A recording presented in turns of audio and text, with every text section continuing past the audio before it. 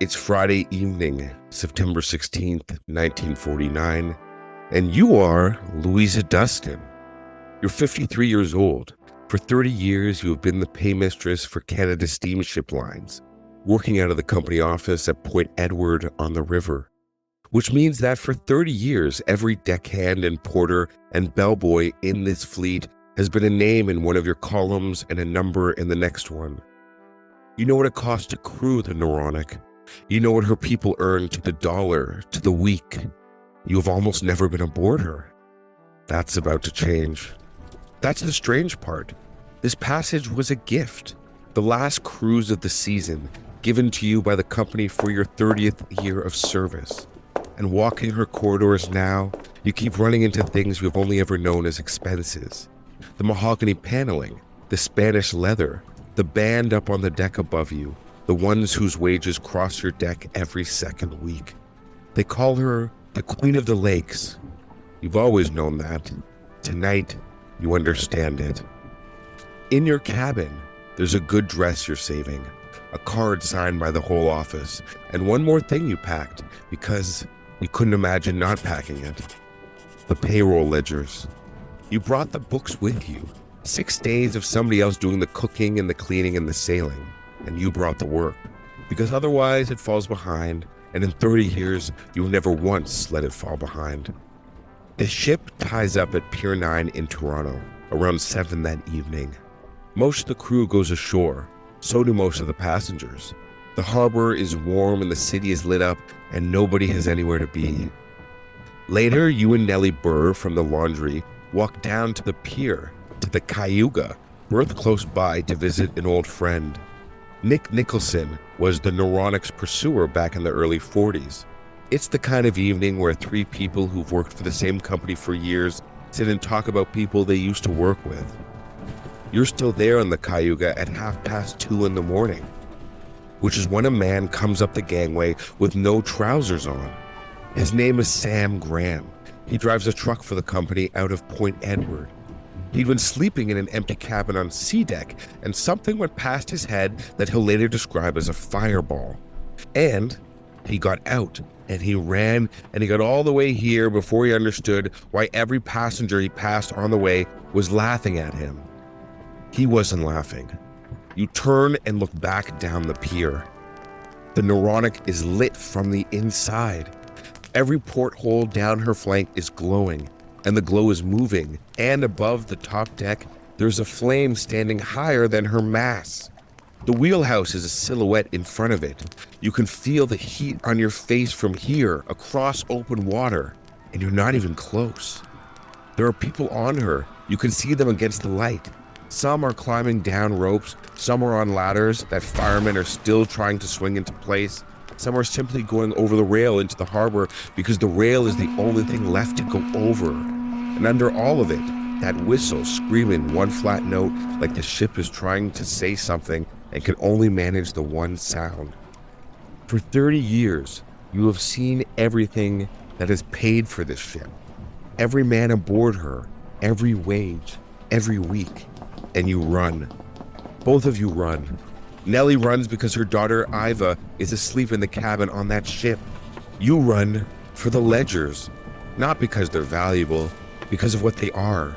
Every name on that payroll is a man with a family in Port Edward or Sarnia, and what he is owed exists in exactly one place in the world, in your handwriting, on a table in your cabin.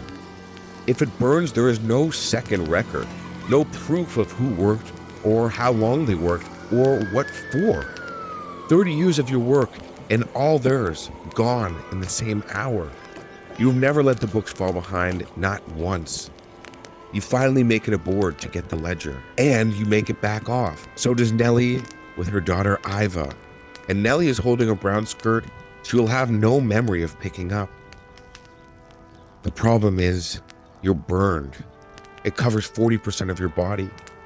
For a while, the doctors are hopeful. You seem to be doing well. Everyone says so. You die 3 weeks later on Thanksgiving Day. Of everyone killed by the Noronic Fire, you are the only Canadian.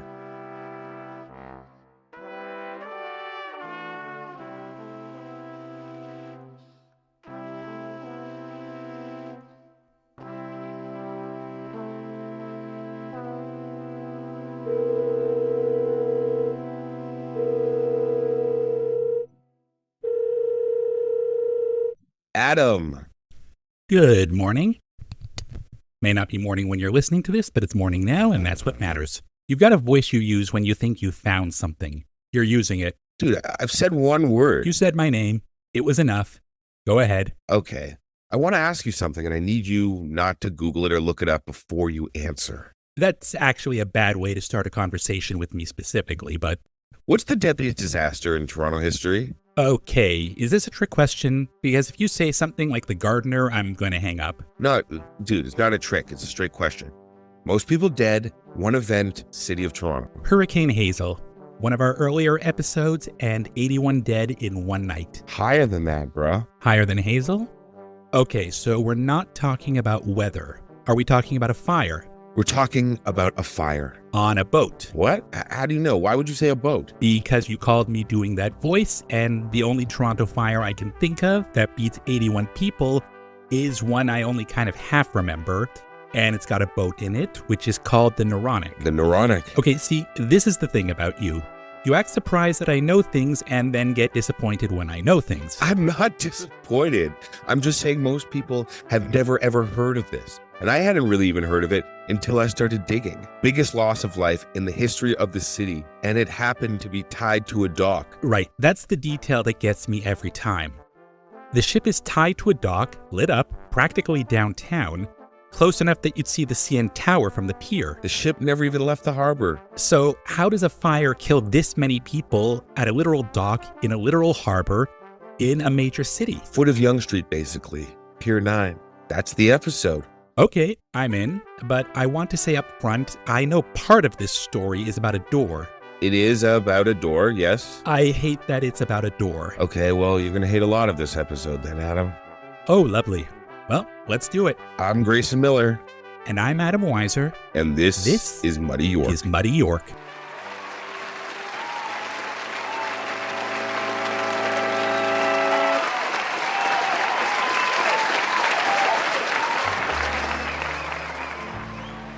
To understand why the Noronic mattered, you have to understand what the Great Lakes used to be.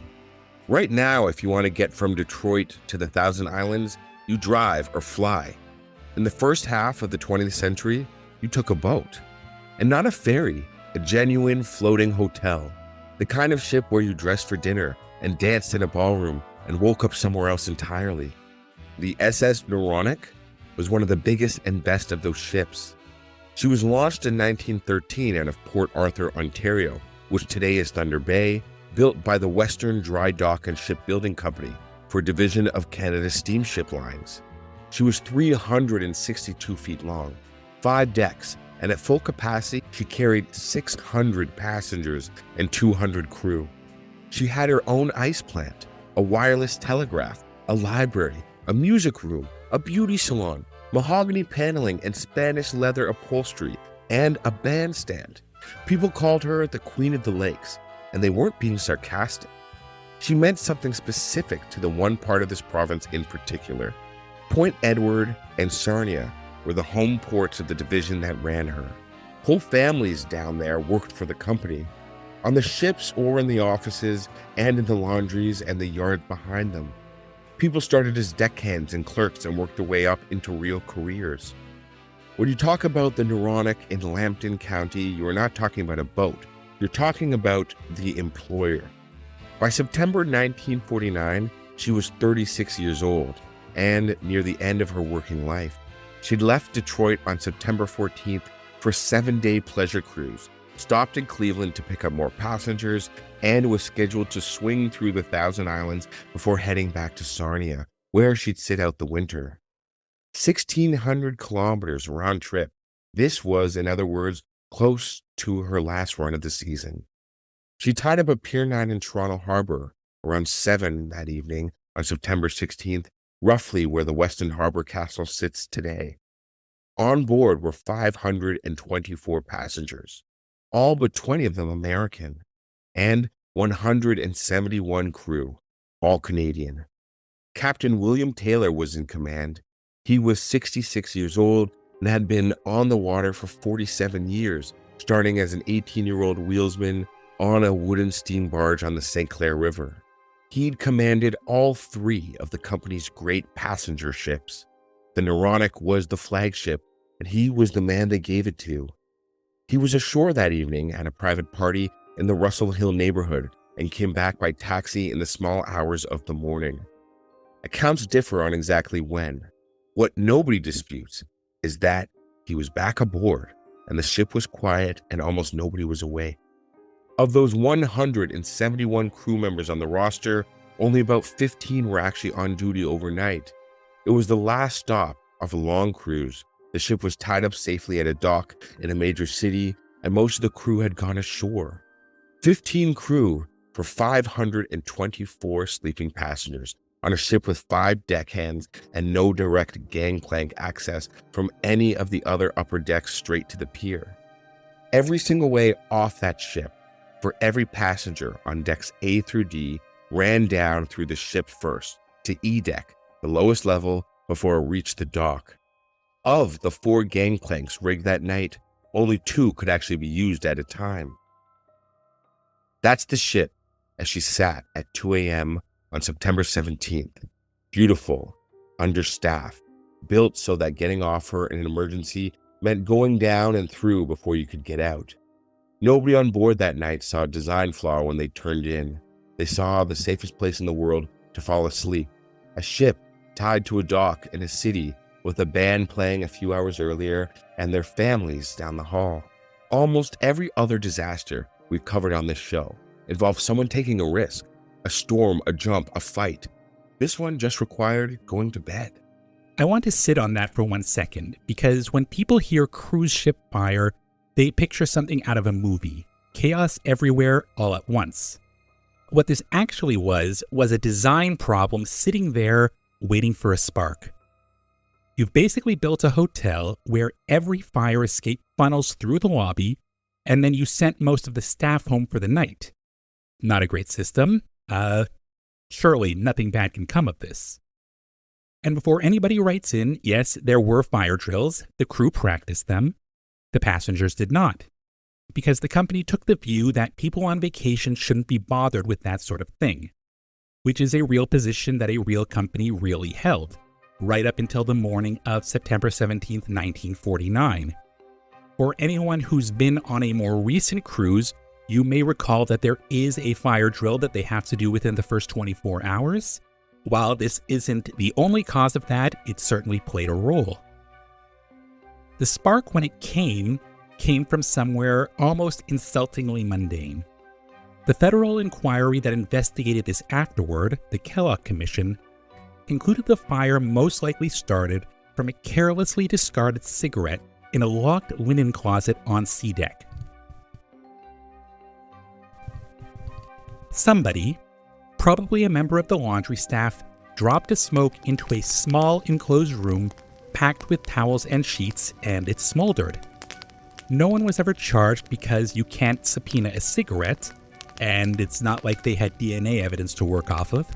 The ship that ends an entire era of travel on the Great Lakes goes down because somebody didn't stub one out properly, which is unfortunately a surprisingly common cause of deadly fires. A fire needs oxygen to grow. Locked in a linen closet, starved of air, it just sits there, smoldering, quietly consuming itself, patient for who knows how long. At 2:30 in the morning, a passenger named Don Church, who by absolutely brutal coincidence is a professional fire insurance appraiser, walks past that closet and smells smoke. He immediately recognizes it as serious. He finds the source, locked door. He goes and gets a bellboy named Ernest O'Neill. O'Neill doesn't sound the alarm. He runs to get the key instead.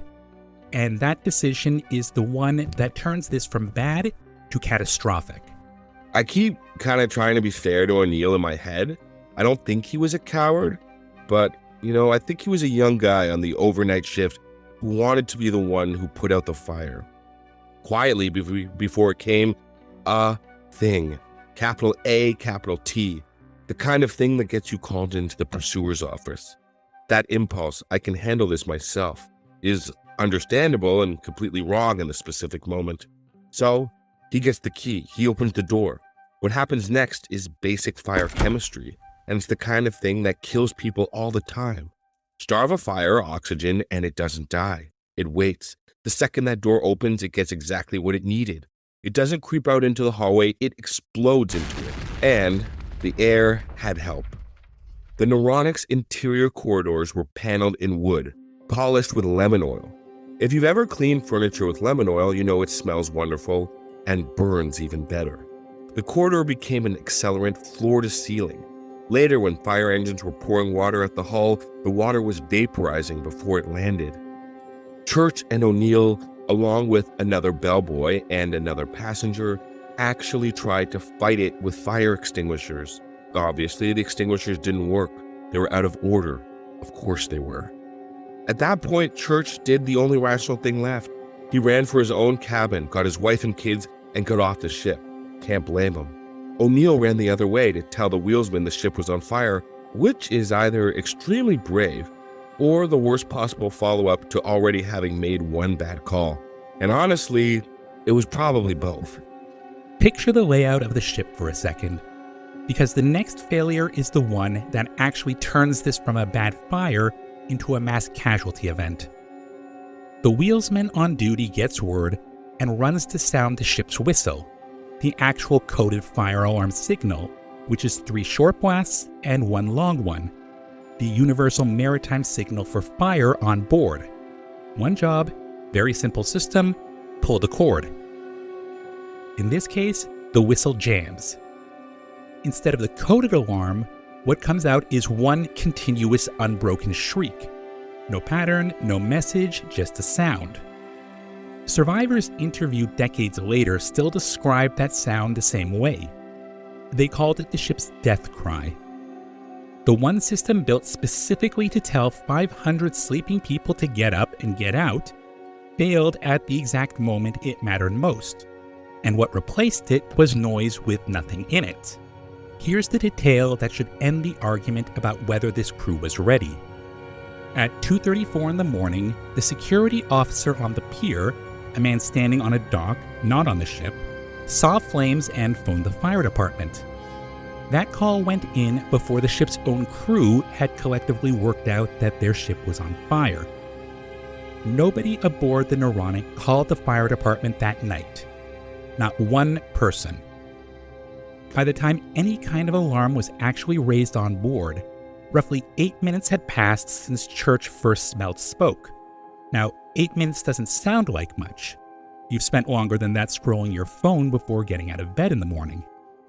In this specific fire, with this specific paneling, 8 minutes was enough for half the ship's decks to already be burning.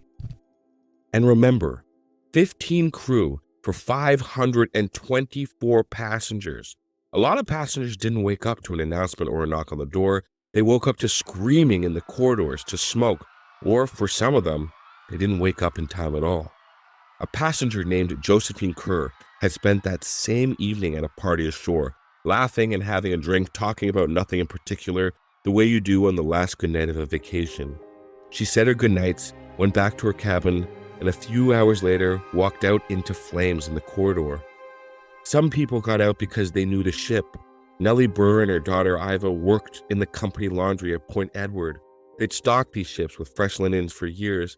They knew the passageways, the way you know your own hallway in the dark. And that knowledge is a large part of why they lived. The stairwells, which were the main way down to E-deck, and the gangplanks were burning, so people who could have used them couldn't. Passengers smashed portholes. Rescue ladders were run up from the pier. One was extended to B-deck. Got so overloaded with people trying to climb down at once that it snapped in half. People jumped. Some of them were already on fire when they did.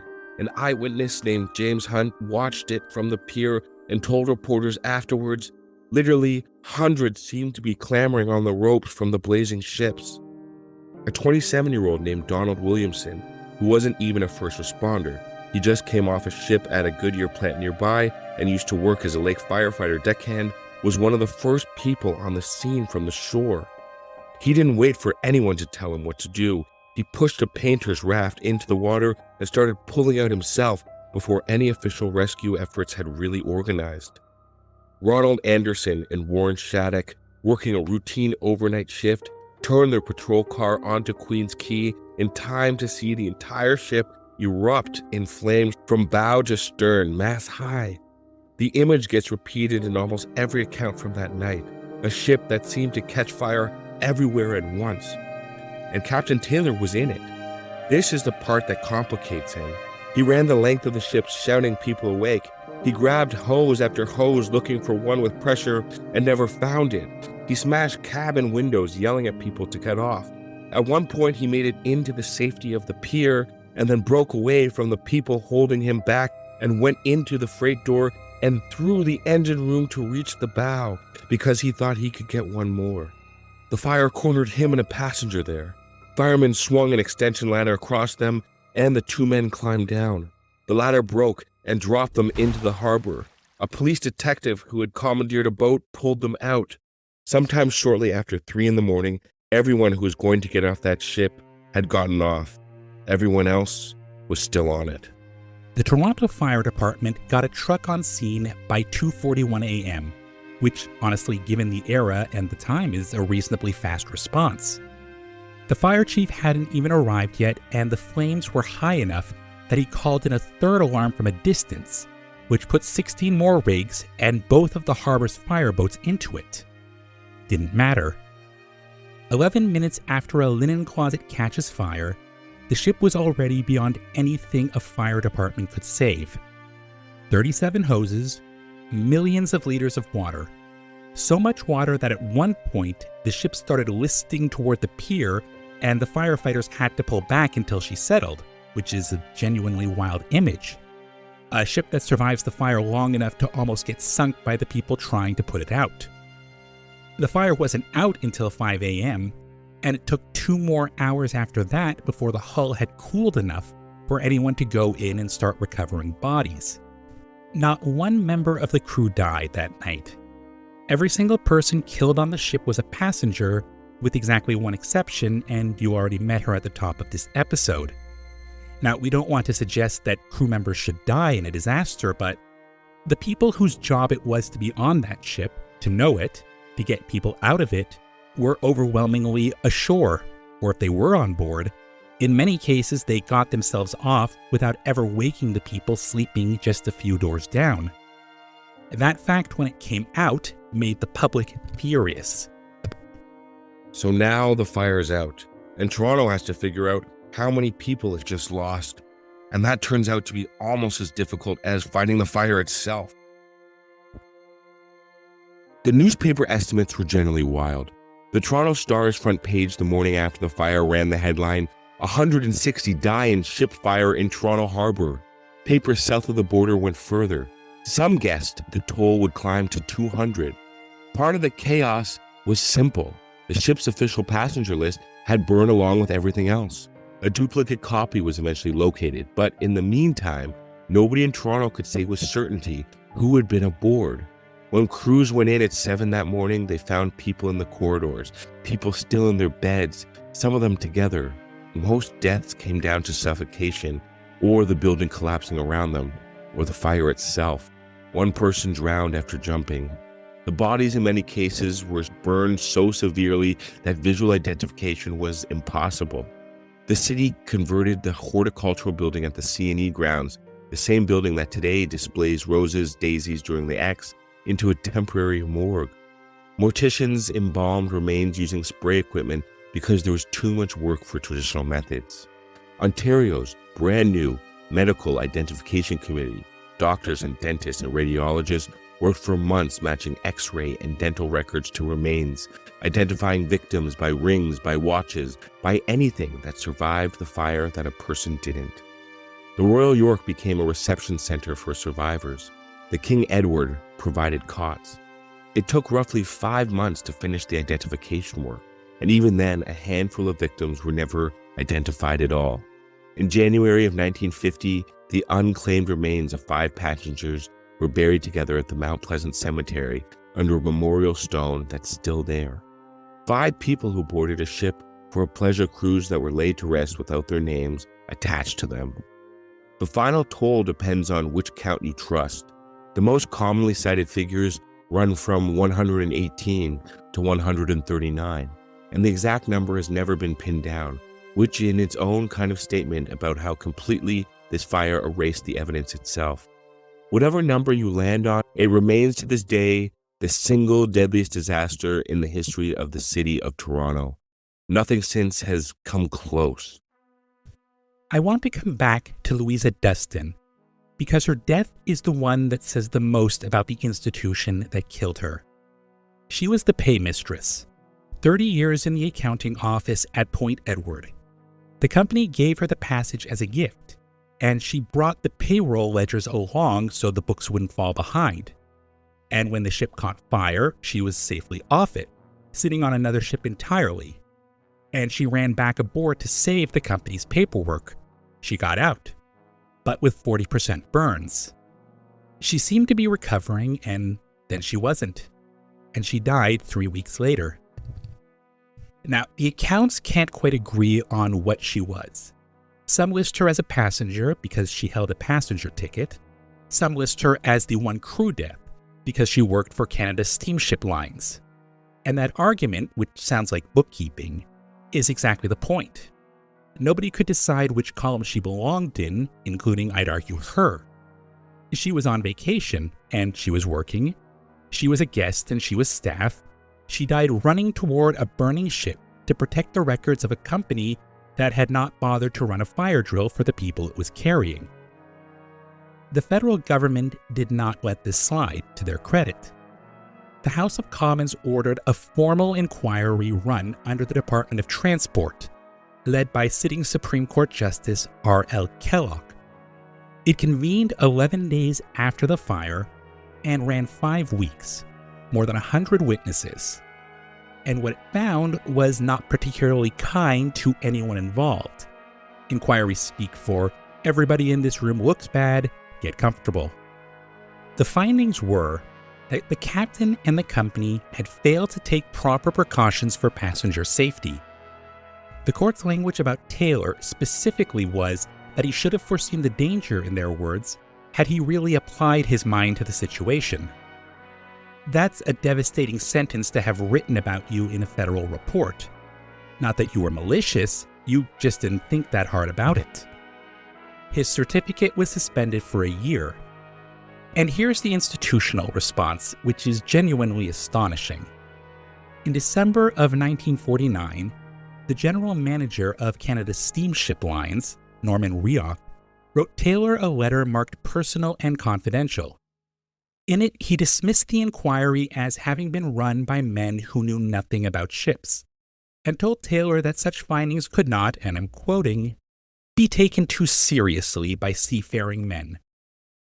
Then he told him the company would keep him on the payroll through the 1950 season at his full salary. So, the federal government says you failed, your employer says the federal government doesn't know what it's talking about, and here's your salary for the next year. Taylor never asked for his certificate back, and he never sailed again.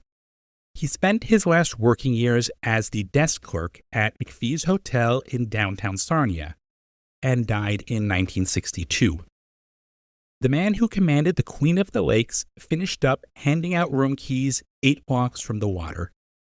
Canada Steamship Lines ended up settling claims for victims and families for around $2 million, which, even accounting for what it was worth in 1949, was not exactly a fortune split across more than 100 families worth of grief.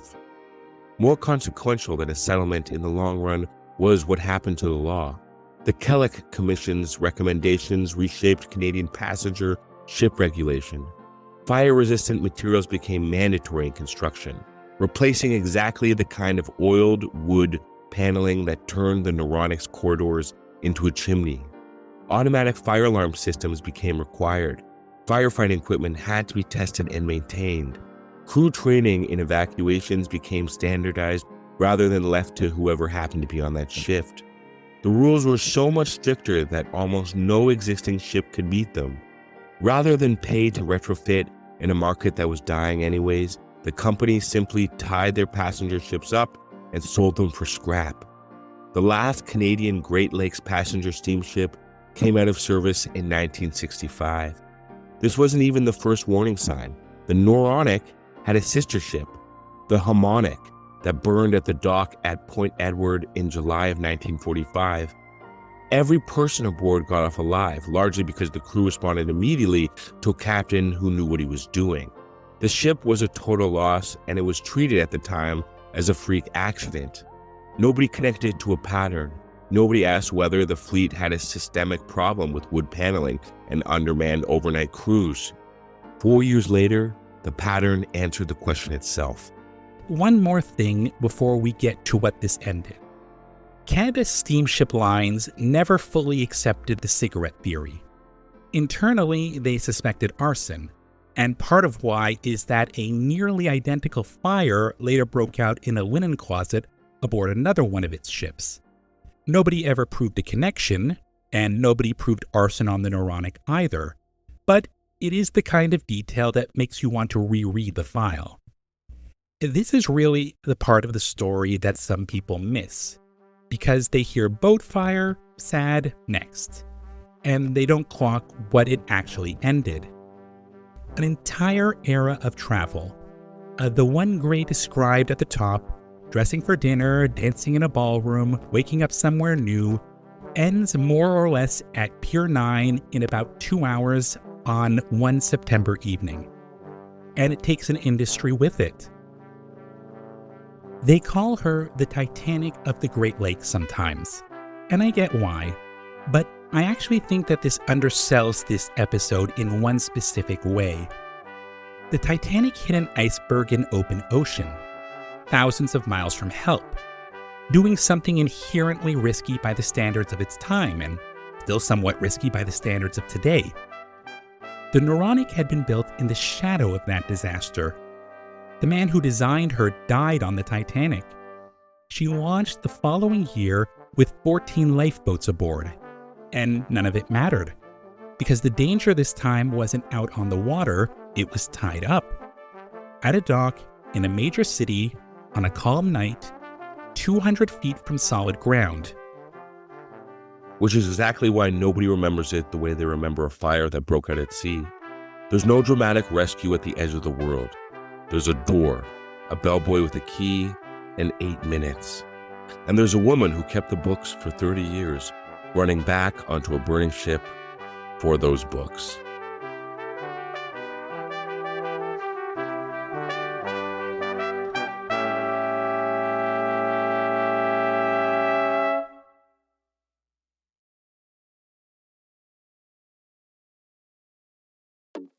Hey guys, thank you so much for listening to the episode.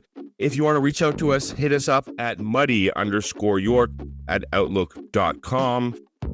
You can also find us Gmail. That's easy for you. muddyyorkpodcast@gmail.com. We're on the socials. Muddy York Podcast. There's 2 Y's in the middle there, so it's a little confusing. And as we say goodbye, Iggy, say goodbye.